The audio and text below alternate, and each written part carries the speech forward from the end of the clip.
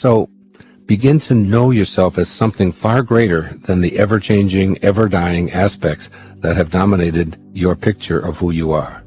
Who am I is then answered with, I am an infinite being who originated not from my parents, but from a source that is itself birthless, deathless, and changeless. Your connection to Source. We have all been created from the same source, and it is my conclusion that we must be like what we came from. It matters not what we call this source. The Tao that can be named is not the eternal Tao, is the message in the opening lines of the Tao Te Ching. Call it Tao, call it God, call it Jehovah, call it divine mind, it matters not. You are merely interested in recognizing that you originated from the source of all life in a form you know as your constantly changing physical body, which obviously contains the creative energy that you came from. Listen to these words, recorded during a 1967 lecture given by an initiatic science master, Omram Mikhail Ivanov of Bulgaria. Quote, "The Creator has planted within every creature a fragment of himself, a spark, a spirit of the same nature as himself, and thanks to this spirit, every creature can become a creator.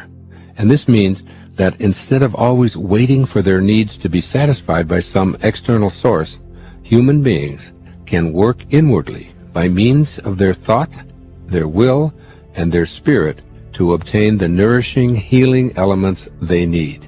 This is why the teaching I bring you is of the spirit, of the Creator, and not of matter." Unquote. I love this quote because it speaks to a part of you that has been largely ignored throughout all of your educational pursuits and accomplishments.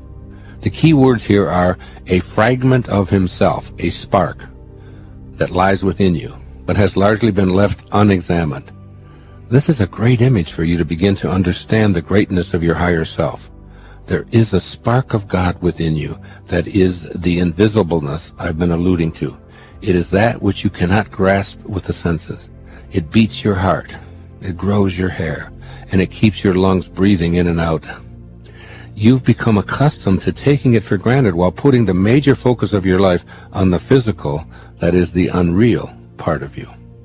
My objective in this chapter and the next is to inspire you to recognize that a spark, a tiny fragment of the creative source of the universe, is located within you, and to help you increase the power of that spark so it becomes the primary force in your everyday life.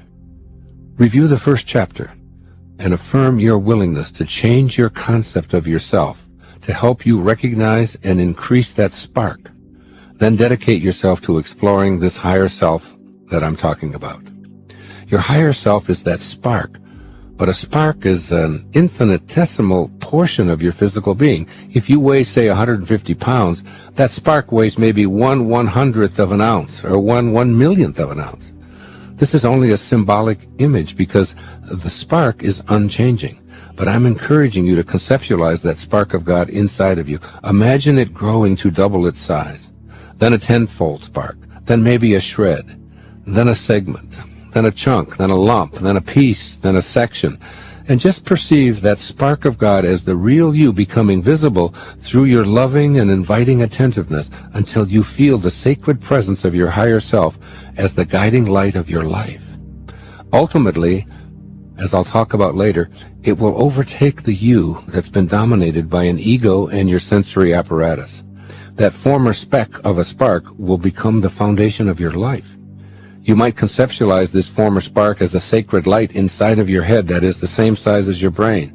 Now you've had a big piece of God to assist you in attaining a status wherein the fulfillment of your wishes becomes a no-brainer, or perhaps you'd call it a new-brainer. This new brain is comprised exclusively of infinite God energy. Your higher self at work every day. I want you to seriously contemplate another observation made by the initiatic spiritual master Omram Mikhail Ivanov in a lecture given in January of 1971. This is a lecture that I've listened to many times. Quote, "Our higher self is perfect, omniscient, and almighty, a fragment of God himself, a pure, transparent, luminous quintessence. This will very likely be a challenge for you as you consider a new concept of yourself by accepting some truths that you have been raised to believe are falsehoods. Yet I ask you to study this ancient spiritual teaching, which is designed to familiarize you with a radical idea about the powers you possess just by the fact that you are a living, breathing human being. If you are committed to accessing your higher consciousness, then you must be willing to do what is required in order to integrate what this great initiatic teacher is offering. In order to accomplish becoming an almighty being, your higher self, that is God, must be enlarged from a spark to a more meaningful portion of your essence. Since you are a piece of God, and therefore have that within you, you needn't doubt your own divinity. As Jesus reminds you in the New Testament, "Is it not written in your law, I have said, you are gods?" That's from the book of John 10:34. As a growing spark of God, you must be willing to say, that portion of myself that has not edged God out, that is ego, must be perfect. It is all-knowing, and it is almighty. There is nothing that this higher self, that I am, cannot accomplish. Once again, let's look back at something Jesus told us. Quote, "With God, all things are possible." That's in the book of Matthew 19:26. All things are possible leaves nothing out. As my teachers in the initiatic sciences frequently reminded me, this higher self, that portion of God that is us, only begins to notice us and give us the attention we crave when we enlarge it from a tiny spark and invite that energy into our life. Your awareness that God isn't something external to you, but rather a portion of yourself, is truly a giant step in your spiritual evolution. You can tell yourself with genuine knowing, I am perfect. All forms of I am have tremendous significance, as you will learn when you listen to the next chapter on your highest self. In this chapter, you are discovering your higher self. God no longer resides outside of you, and no longer plays favorites. In short, you've revised humankind's image of a God created in its own egoistic idea of itself. A God who knows how to heal, yet withholds healing from some and offers it to others who are presumed to have paid some kind of dues. A God who is angry. A God who gives humans the pleasure of sexuality, but promises to burn in hell those who don't follow rules devised by other humans. A God who gives us eyes and remains invisible, but threatens damnation for those who don't believe in him. A God who demands to be paid for services with fancy temples and gold-lined costumes for his highest representative. This is a God of the ego. Your higher self is a piece of an all-loving, all-embracing, creative source. All you need do is accept that this is not something external to yourself. It resides within you. The kingdom of heaven is within. In fact, it is you. And all you need do is begin to align yourself with this divine essence. Begin to act like it acts and think like it thinks. And you will begin the process of manifesting just as it does. This is the true essence of living a life in which your wishes are fulfilled, giving your divine nature a chance. The second part of this program provides a step-by-step plan for allowing your higher self to take over the process of fulfilling your desires. In these opening chapters, I hope to jar you into an awareness of how powerful a being you really are when you get past so much of the nonsensical conditioning that has dominated your enculturation. Toss out any self-limiting ideas about your divine nature and what it is capable of achieving. Befriend that spark. Consult it frequently.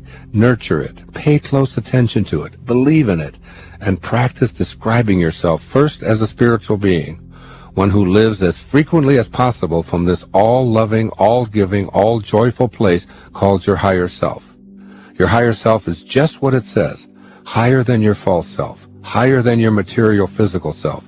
It is the part of you that is aligned with your very source of being. In the next chapter, you have the opportunity to consider an even more unlikely assertion in light of all that you've been exposed to since childhood. Not only do you have a lower ego-based false self, as well as a spiritually based higher self that is a piece of God, But you have a highest self, a self that you have been trained to believe is not something that you should ever claim.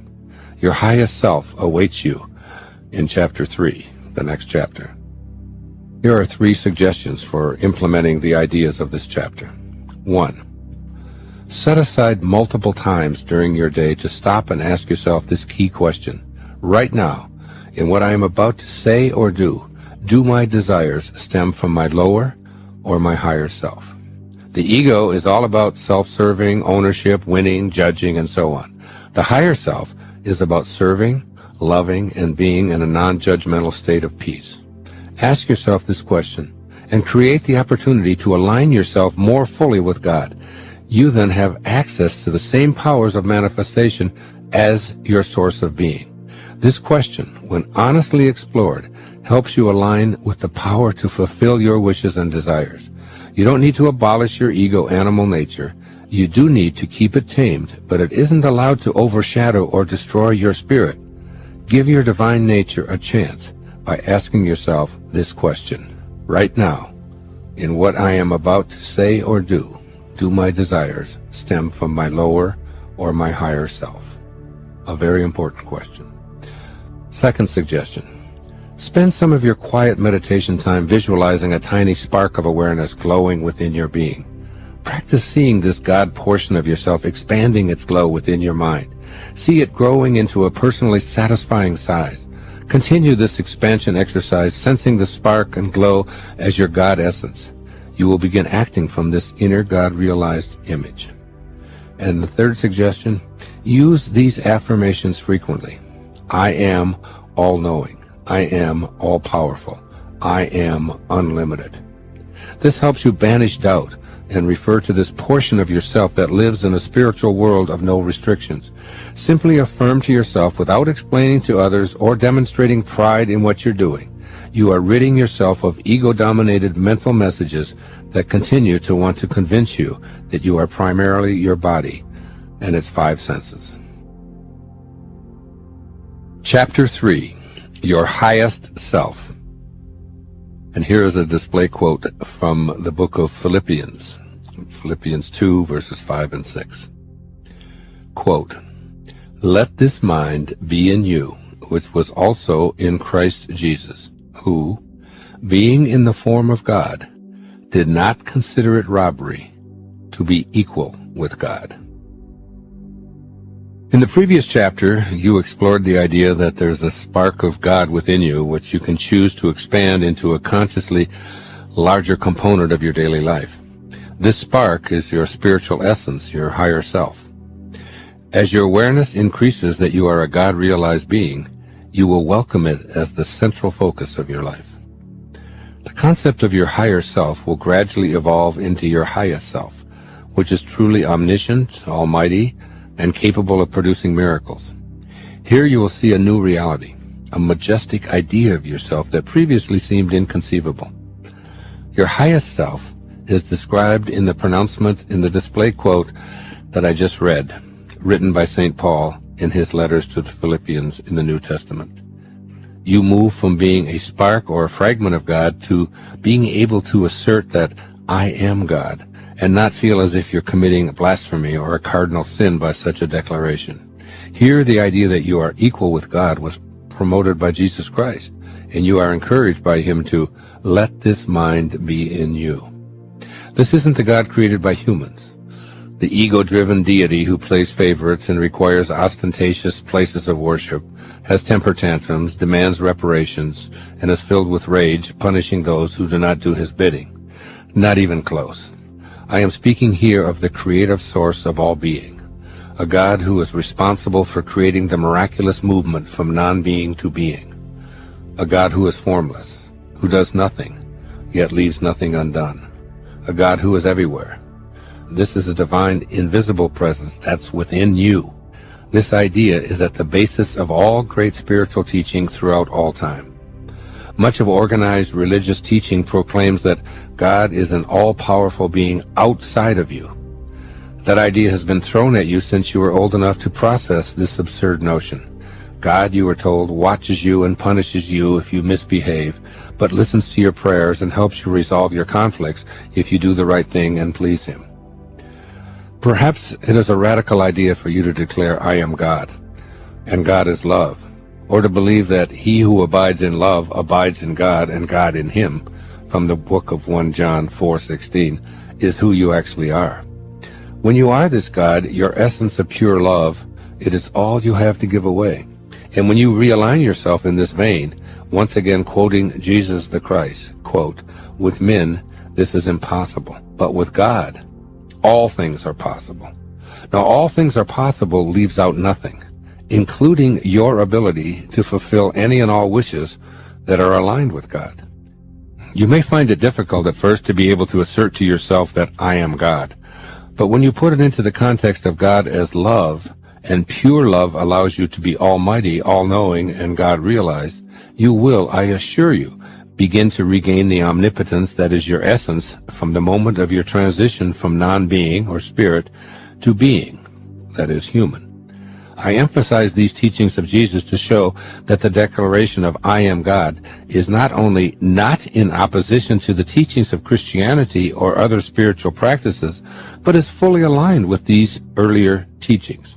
The reason it may seem blasphemous to say that I am God is because we've adopted the God of the ego, created by humans from ego-based ideas of a God that imitates our most unholy human attributes. I've been studying two great spiritual teachers in depth for several years as I prepared to write this book. One of them is U.S. Anderson, and the book of his that I read, studied, meditated upon, and am now living and teaching is titled 3 Magic Words. The book is 323 pages long, and it was not until the last chapter, after many specific meditations and exercises, after many enlightening words on consciousness, intuition, faith, love, success, immortality, and more, and after investing time and energy in what is being taught by the author, that I discovered what the 3 magic words actually are. Here's the beginning of the final chapter titled The Key. Quote, this is the ineffable secret, the ultimate illumination, the key to peace and power. You are God. If you will accept this towering truth, dare to stand atop this magnificent pinnacle, universal consciousness will be revealed to you from within. God is there. It is He who peers from behind your eyes, who is your own consciousness, who is your very self. You are not just a part of God, you are altogether God, and God is altogether you." Unquote. This is your highest self. It's indeed a towering assumption, but one, if used in context and alignment with the creative source of all, that is the key to mastering the ability to live a life of your own wishes being fulfilled. After all, with God as you, and you as God, all things are possible. This is not an assertion limited to Western teachings or the Christian faith. In the Vedanta, the ancient pre-Christian teachings, we are reminded that we are not a part of, but identical with, that absolute spirit of the world.